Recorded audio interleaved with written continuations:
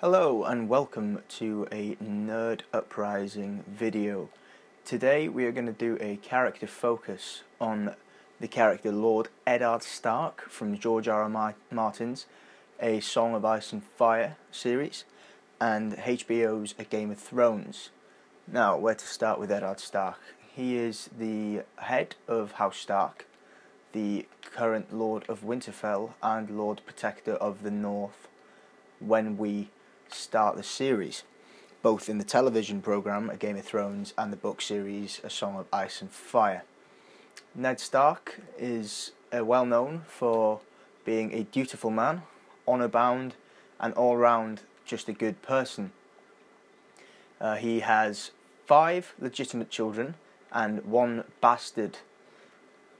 All of his children are with Catelyn Stark, however one of them is Jon Snow, who is believed to be the child of a Shara Dane. But we'll get into that in another video. Now, Ned Stark has many people he's very close with, his wife, his children, but also his best friend, Robert Baratheon, who is the current, at the beginning of the story, King of Westeros. Now, Robert Baratheon and Ned Stark, they were introduced to each other as teenagers because they were both sent to learn how to rule and do other things, learn how to fight, manage accounts, and just things that young lords would need to know. Robert was sent there to the Eyrie to be fostered by Lord Arryn. He was sent there because his parents had been killed in a shipwreck, an accident which happened just off the coast of Storm's End. And Ned Stark was there because he was the second son of the Stark family at that time. So he obviously wasn't going to be taught by his father how to rule, because that was Brandon, his elder brother, who was going to be taking over as Lord of Winterfell when his time came. So Ned Stark went off to the Eyrie to learn other things. Robert Baratheon and Ned Stark were fast friends. Robert being this young, brutish lad, good with the girls, a heavy drinker, loved to eat, loved to fight. And Ned sort of looked up to that, because Ned was known up to that point as the shy wolf of the family. He's a quiet guy, just keeps to himself, doesn't really get involved in the sort of bitchiness or affairs of other people. And he just really does keep to himself. Whereas Robert Baratheon, he's loud, he's obnoxious to a certain point, and he sort of, I think, reminds Ned a lot of his brother Brandon. So they became friends, and whilst they were there, Robert fathered a child, Maya Stone. And Ned, spent time with her when she was a child. But there came a point where their friendship was tested. Robert Baratheon was betrothed to marry Ned's sister, Lyanna. At a tourney in Harrenhal, Lyanna attended with, I believe it was Benjen, Ned's younger brother. Rhaegar Targaryen, the current prince at that time, won that tourney, and he named Lyanna Stark, Ned's sister, in front of everybody at that tournament, the Queen of Love and Beauty, even in front of his own wife. In the middle of the night, it is assumed that Rhaegar kidnapped Lyanna because in the morning she was gone, and so was Rhaegar Targaryen, thus beginning Robert's rebellion. Now, Brandon, that I mentioned before, Ned's oldest brother and heir to Winterfell, was not happy about this. So Lord Stark at the time, Rickard, Ned's father, said, "I will go down to King's Landing and I will ask the king personally to give me any information which may concern the whereabouts of Lyanna Stark, his daughter." So he takes a trip down to King's Landing, and he is ready to just ask, where is she? What's happened? I would like my daughter back. He is imprisoned by King Aerys Targaryen. And Brandon finds out about this, and being the hot-headed Stark he is, he's got the blood of the wolf, wolf's blood they call it. And he goes straight down to King's Landing and demands that Rhaegar come out and fight him, and sends as many threats in the time he had out there as possible towards the monarchy, the entire royal family. So what happens? They come, they take him in, they imprison him just like his father. Now this is where shit gets really, really messed up. They kill both of them. They burn Ned's father alive and strangle his brother to death. Word reaches the Eyrie because the king sends a letter to Jon Arryn, who is the foster parent, in a way, to Robert and Ned. And in his letter, it is ordering the execution of Ned Stark and Robert Baratheon, because Ned is the brother of the Starks that came to his place and threatened him with death. And Robert, for God knows what reason why, probably because he's betrothed to Lyanna, and that's about it. The Mad King, that's why he's called the Mad King, I guess. So, Jon Arryn has a choice to make. He can kill these boys and be a faithful servant to the crown, or he can not. These are innocent boys in his eyes, boys he's raised for the past few years. One of them's fathered a child under his roof, which he has granted protection. He says no. And the Starks, the Baratheons, and the Arryns raise their banners in rebellion, thus really beginning Robert's rebellion. Now, there are battles which commence all across the place. Ned Stark has to be snuck back to the north to rally the armies, and he does that. He really does that in force. You got the Manderleys, the Mormonts, Umbers, Karstarks, Boltons. They all come, and so do the houses of that have sworn allegiance to Baratheon and Arryn. So they go to war. In the process, Ned Stark marries the woman who was betrothed to his brother Brandon, which is Catelyn Tully, and at the same time, Jon Arryn marries her sister Lysa, forming an allegiance between the Riverlands, the Tullys, with everybody who's fighting for Robert and Ned's cause. So there are battles happening everywhere in the span of 2 years. I believe Robert's rebellion lasted 2 years, and they dominate for most of the war, with an exception that Stannis, Robert's brother, is held in Storm's End by the Tyrells, but we won't get into that just now. After all, this is a Ned Stark video, not a Robert's Rebellion video. Anyway, so the fateful battle happens at the Trident, the Red Fork, where Rhaegar and Robert come head to head. Robert, of course, kills Rhaegar with his warhammer, and Rhaegar's ruby fall into the Trident. Ned Stark is not there. He is elsewhere because they fought 3 battles that day. That was the 3rd battle, so Ned was returning from the other battle. But instead of joining Robert in the battle, he makes haste for King's Landing. He rides down there as fast as he can. He's got his whole entire northern army at his back, and he's prepared to do whatever it takes to take over this city, to make it, not vengeance, but just so he feels that his family have been avenged. He barges in to find that the Lannisters have already sacked the city, a house which has sat out of the war the entire time. They didn't pick a side till they were sure one side was going to win over the other. And that to Ned is extremely cowardice thing to do, to start with.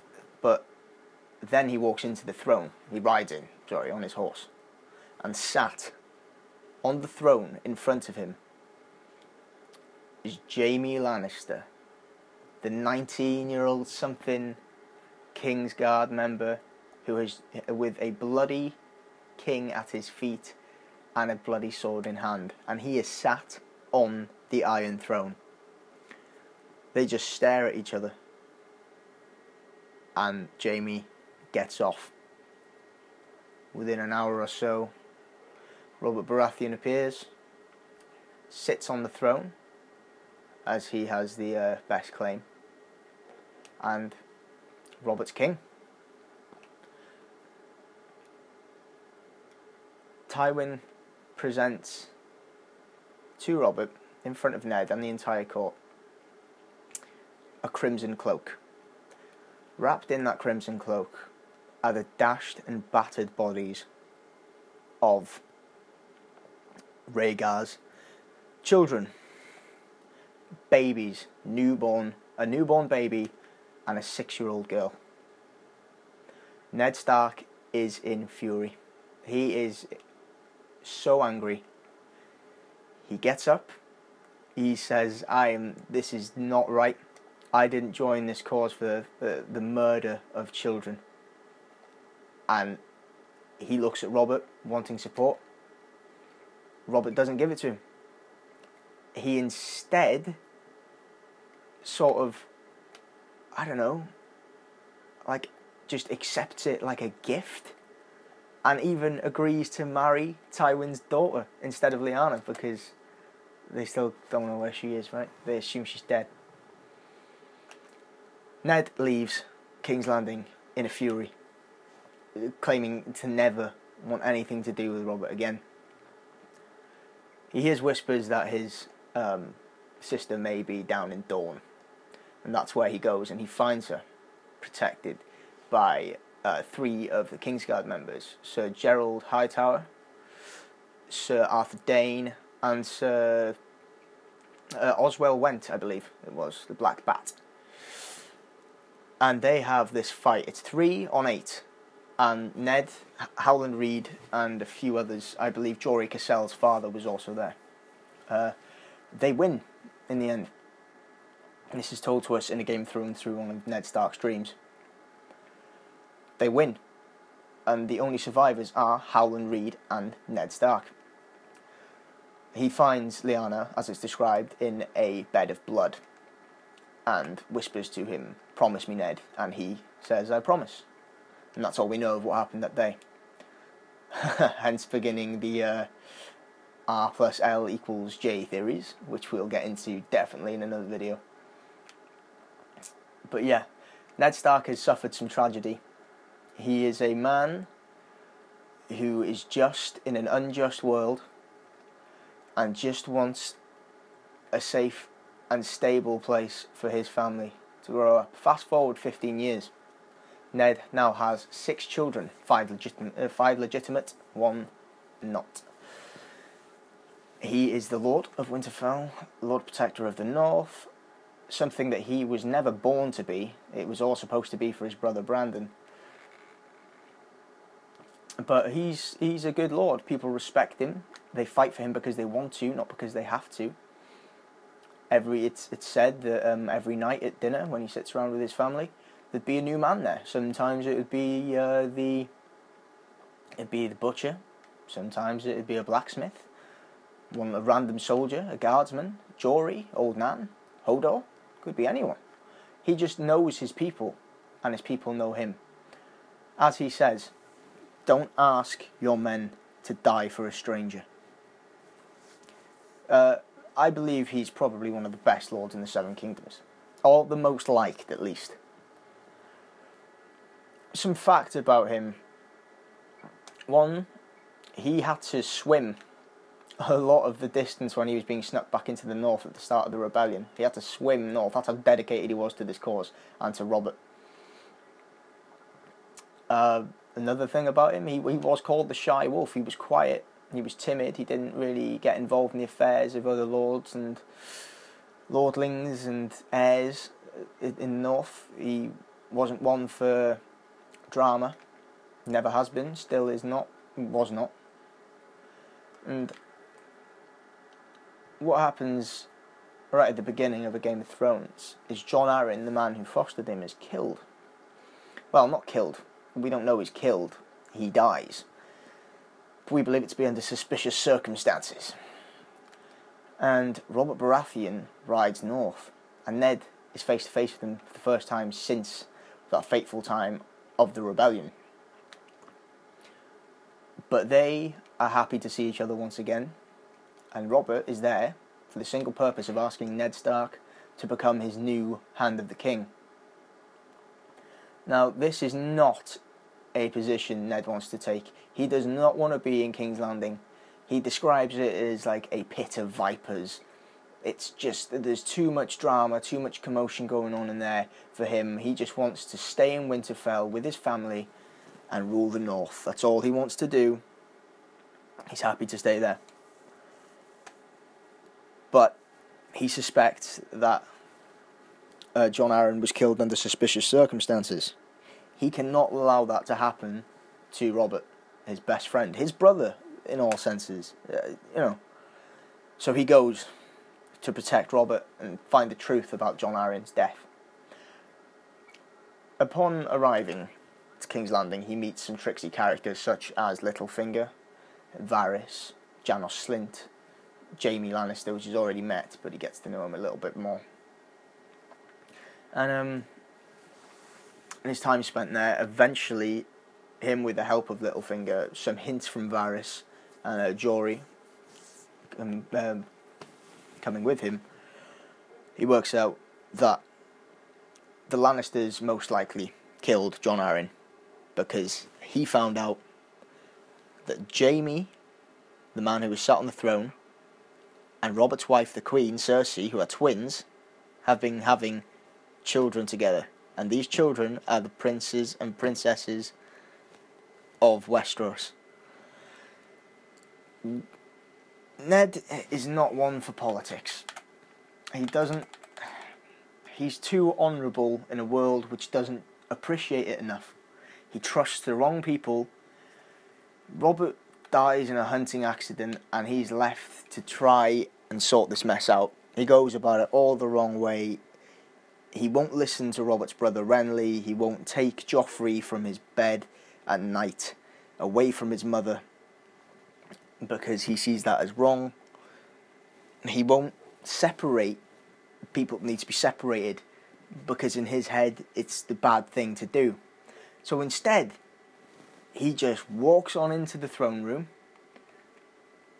tells the throne room that they're all bastards, essentially, and have no right to the throne and should go to Stannis, Robert's younger brother.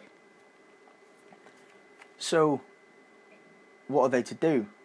The Queen obviously isn't going to stand for this. Cersei isn't that kind of character. Ned is promised by Littlefinger that the throne room, the majority of the men in there, the Gold Cloaks, the City Watch, sort of like the police of King's Landing, are with him. They are with Ned, and they will fight for him. That doesn't happen. They turn on his men, kill all of his men. Ned Stark's imprisoned. Later on, he is sentenced to death. Ned Stark admits to lying and he says, okay, yeah, it was a bad thing for me to do. They're not really illegitimate children. Sorry about that. I'll go to the wall. Just don't kill me and keep my family safe. That is a lie. He knows it's true. He's only doing it to protect his family. But that's a big telling thing about Ned Stark. He chooses, instead of duty and loyalty to Robert and, to the realm, and he fully believes Stannis should be king. But he's just like, no, I'm not having that. I want my family safe. They need to be safe. At the end of the day, I can't be killed knowing that the same could just happen to my family. and all for the sake of a man that I barely know. But what happens? Joffrey is now king. I believe 13-year-old boy in the books, 13, 14 maybe. He goes against his mother's will and orders the death of Ned Stark right there, right then. And this is when it secured to me that Game of Thrones is one of the best fantasy novels I have ever read. Because our hero, the guy who we think is going to be the pinnacle character through the entire series and is going to walk us through this world, is executed on the spot, dead. And that's where the whole series just got so fascinating to me. But through to the end, Ned Stark is just he's a frustrating character because he is so pure and good down to the core, but it all works against him because, like I said before, he is a just man in an unjust world, and nobody appreciates the sort of way that he feels about things, especially when he is in King's Landing, and it results in his death and his daughters being split up. You know, Arya leaving King's Landing to go to join the Night's go to see Jon at the Night's Watch. Sansa being essentially a hostage in King's Landing, and you know his eldest son, who is only 15 years old, is going to war. All because Ned Stark was a good guy. And that is one of the most tragic things in the story. You know, you can't play nice in this world. You gotta play dirty if you want results. And that's why people like Littlefinger, people like Cersei, are still alive in the books today, because they play with this unyielding ferocity where they will do anything to protect the ones they love and to stay in power.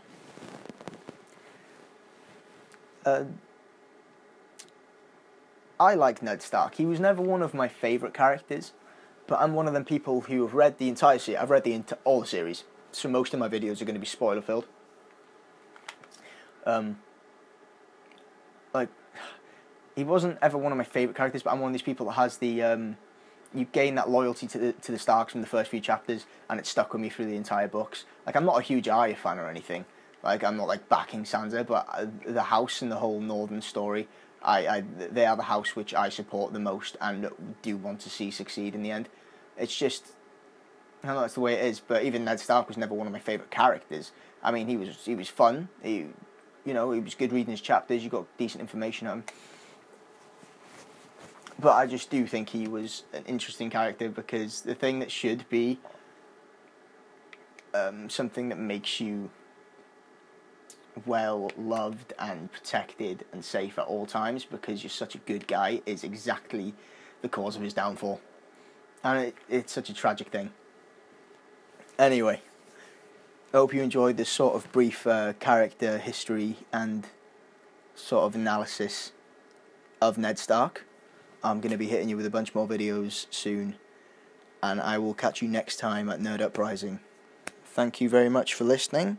Hope it wasn't too boring and quite informative for you.